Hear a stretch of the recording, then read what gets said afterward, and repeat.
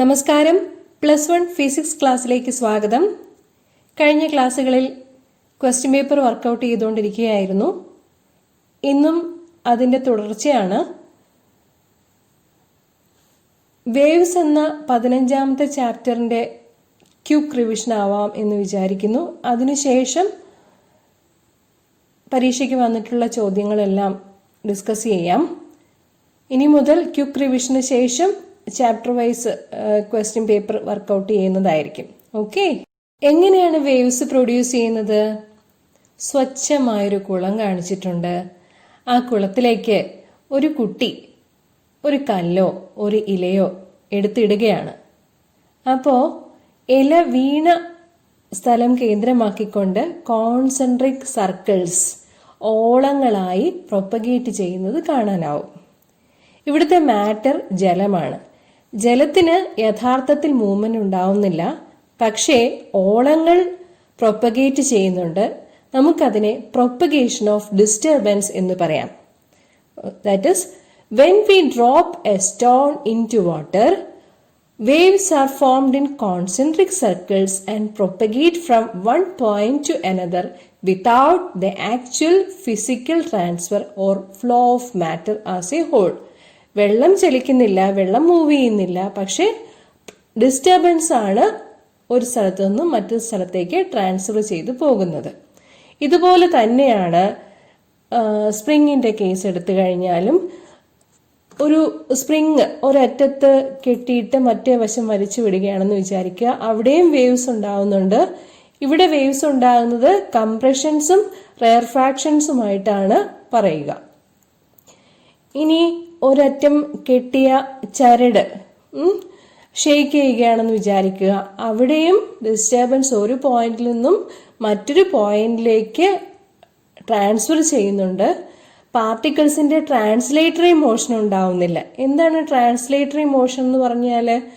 അവിടെ ഏതെങ്കിലും രണ്ട് പോയിന്റിലുള്ള പാർട്ടിക്കിൾസ് കൺസിഡർ ചെയ്ത് കഴിഞ്ഞാൽ ആ പാർട്ടിക്കിൾസ് തമ്മിലുള്ള ഡിസ്റ്റൻസിന് വ്യത്യാസമൊന്നും വരുന്നില്ല. So no translatory motion is there, but the disturbance is propagated. This is how waves are propagated through a medium. Now let us discuss what are transverse and longitudinal waves. First, transverse waves. Demonstration നോക്കിക്കോളൂ. ഒരറ്റം fix ചെയ്ത ചരട് മറ്റേ അറ്റത്ത് കുലുക്കി വിടുന്നുണ്ട്. അപ്പോൾ waves propagate ചെയ്തു പോകുന്നത് നമുക്ക് കാണാൻ പറ്റും. വേവ്സ് പ്രൊപ്പഗേറ്റ് ചെയ്യുന്നത് പോസിറ്റീവ് എക്സ് ആക്സിസിലാണെന്ന് വിചാരിക്കുക.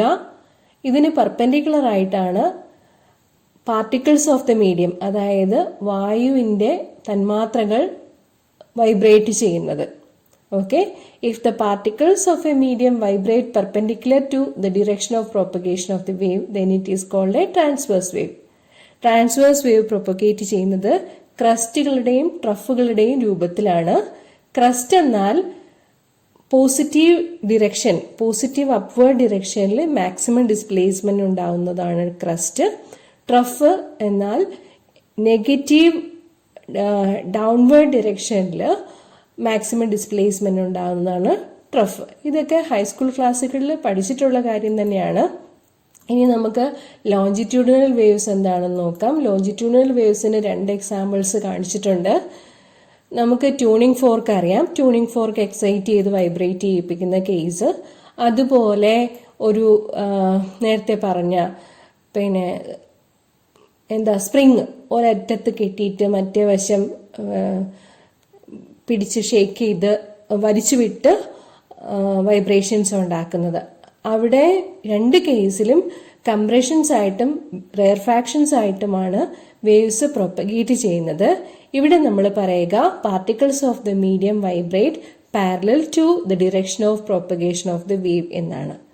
ഇത്തരം വേവ് പ്രൊപ്പഗേഷനെയാണ് ലോഞ്ചിറ്റ്യൂഡിനൽ വേവ് പ്രൊപ്പഗേഷൻ എന്ന് പറയുക. So I think transverse and longitudinal waves are clear. Let's see what are the characteristics of wave propagation. Positive X ആക്സിസിൽ പ്രൊപ്പഗേറ്റ് ചെയ്യുന്ന ഒരു വേവ് കാണിച്ചിട്ടുണ്ട്. ആംപ്ലിറ്റ്യൂഡ് എന്താണെന്നും ക്രസ്റ്റ് എന്താണെന്നും ട്രഫ് എന്താണെന്നും വേവ് ലെങ്ത് എന്താണെന്നും എല്ലാം ഡയഗ്രത്തിൽ വ്യക്തമാണ്. നമുക്ക് അതൊന്ന് ഡിഫൈൻ ചെയ്യാം. ആംപ്ലിറ്റ്യൂഡ് എന്നാൽ maximum displacement of any particle of the medium from its mean position.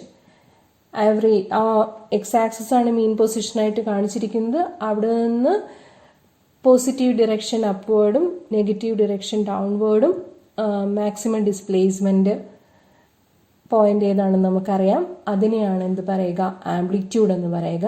ആംപ്ലിറ്റ്യൂഡിന്റെ unit metre ആണ്. ഇനി വേവ് ലെങ്ത് എന്താണ്? വേവ് ലെങ്ത് എന്നാൽ distance travelled by the wave during one complete vibration. ഒരു പ്രാവശ്യം പൂർണ്ണമായി വൈബ്രേറ്റ് ചെയ്യുമ്പോൾ വേവ് ട്രാവൽ ചെയ്യുന്ന ഡിസ്റ്റൻസിനെയാണ് എന്ത് പറയുക? വേവ് ലെങ്ത് എന്ന് പറയുക. It is the distance between two successive crust or trough of the wave, or one crust and one trough constitute a wave or length of the wave. അടുത്തടുത്തുള്ള രണ്ട് ക്രസ്റ്റുകൾക്കിടയിലുള്ള അകലം, അല്ലെങ്കിൽ അടുത്തടുത്തുള്ള രണ്ട് ട്രഫുകൾക്കിടയിലുള്ള അകലം, അല്ലെങ്കിൽ ഒരു ക്രസ്റ്റും ഒരു ട്രഫും കൂടി ചേർന്ന ഫുൾ ഒരു വേവിന്റെ നീളം, അതിനെയാണ് എന്ത് പറയുക? വേവ് ലെങ്ത് എന്ന് പറയുക. ഫേസ് എന്ന കൺസെപ്റ്റ് ഡീറ്റെയിൽ ആയിട്ട് മനസ്സിലാക്കേണ്ടതുണ്ട്. എല്ലാ ക്രസ്റ്റുകളും ഒരേ ഫേസിലായിരിക്കും, എല്ലാ ട്രഫുകളും ഒരേ ഫേസിലായിരിക്കും, ക്രസ്റ്റും ട്രഫും ഓപ്പോസിറ്റ് ഫേസിലായിരിക്കും.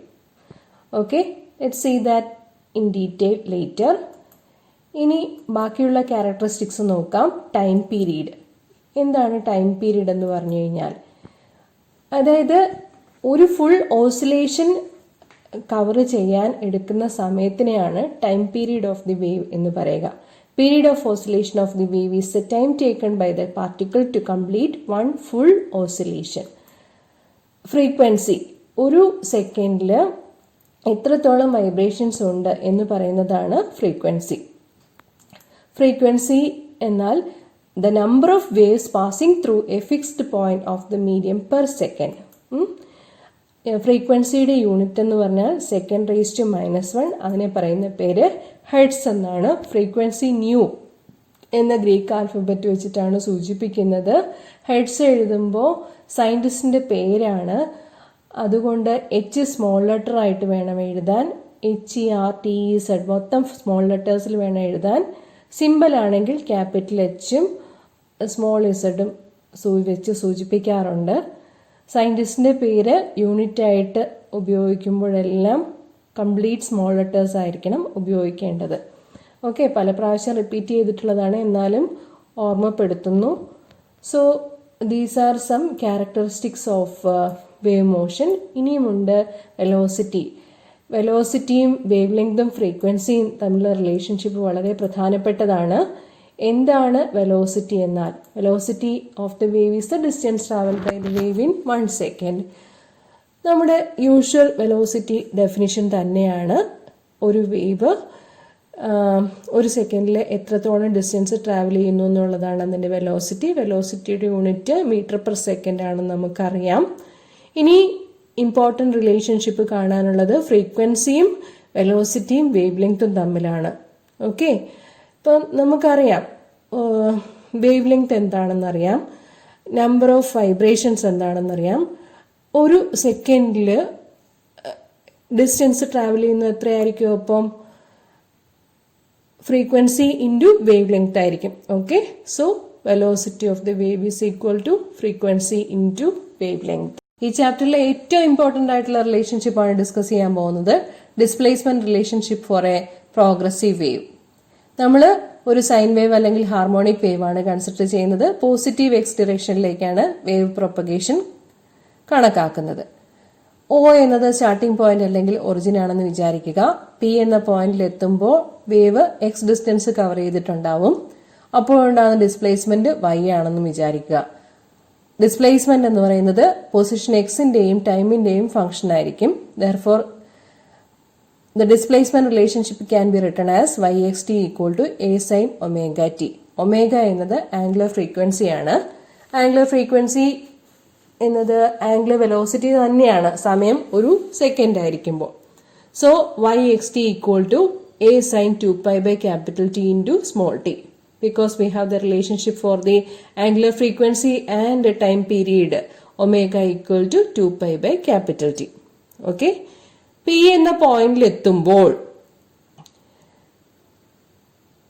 എത്ര സമയം കവർ ചെയ്തിട്ടുണ്ടാവും? x/v സമയം എടുത്തിട്ടുണ്ടാവും.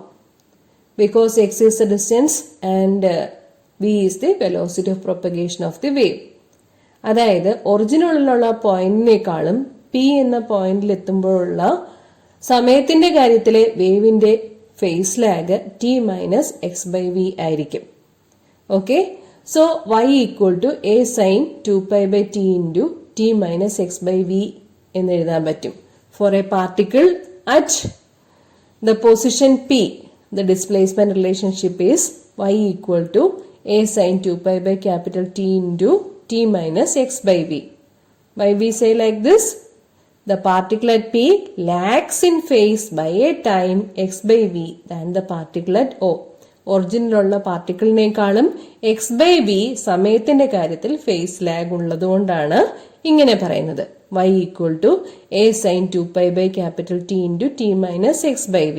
ഇനി റീഅറേഞ്ച്മെന്റ് മാത്രമേ ഉള്ളൂ. വെലോസിറ്റി ടേം പുറത്തെടുക്കുന്നു. അപ്പോൾ y equal to a sine 2π/vt into vt minus X എന്നാകും.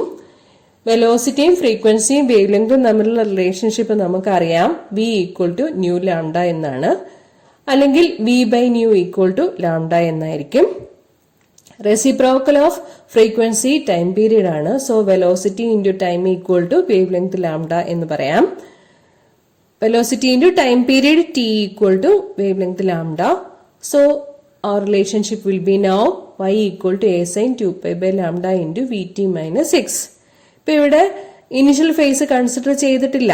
ഇനിഷ്യൽ ഫേസ് ലാഗ് ഒന്നും കൺസിഡർ ചെയ്തിട്ടില്ല. ഇനിഷ്യലി വേവിന് ഒരു ഫേസ് ഫൈ ഉണ്ടെന്ന് വിചാരിക്കുക.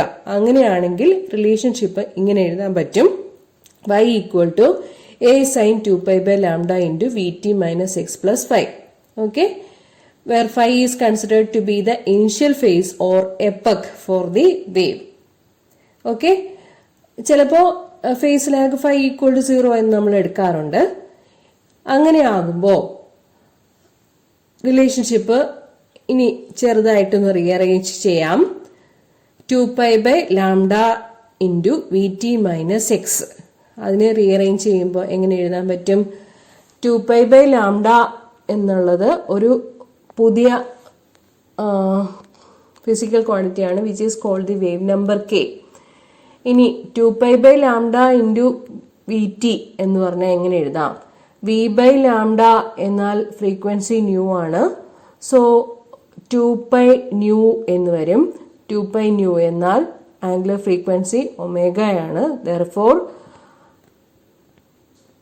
2π ന്യൂ ഇൻറ്റു t എന്നാൽ ഒമേഗ ടി എന്ന് കൊടുക്കാം. So the relationship will be y equal to a sine omega T minus K X plus 5 എന്ന് കിട്ടുന്നതായിരിക്കും. This is the displacement relation for a progressive wave. y equal to a sine omega T minus K X plus 5. Okay, very very important. Displacement relation for a progressive wave apply ചെയ്ത് problem എല്ലായ്പ്പോഴും ചോദിക്കാറുണ്ട്.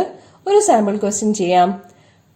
5th question നോക്കിക്കോളൂ. The equation of a sound wave is y equal to 0.0015 sin 62.4x plus 316t.